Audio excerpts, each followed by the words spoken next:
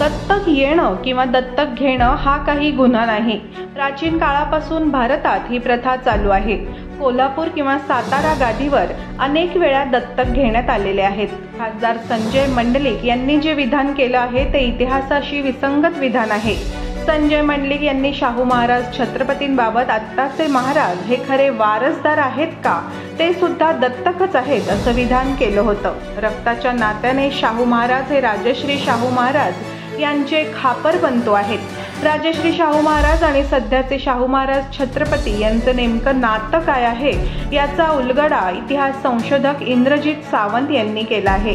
शाहू महाराज हे काही आफ्रिका किंवा ब्रिटनमधून आलेले नाहीत, ते इथलेच आहेत असं त्यांनी म्हटलं। शाहू महाराजांच्या कन्या राधाबाई साहेब यांचे पुत्र विक्रमसिंग पवार यांची कन्या शालिनी राजेंचे ते पुत्र आहेत। शाहू महाराज बाहेरून येऊन गादीवर बसलेले नाहीत, तर शहाजी राजे कोल्हापूरचे छत्रपती होते। शाहू महाराजांची सर्व जडणघडण शहाजी राजेंच्या देखरेखीखाली झालेली आहे।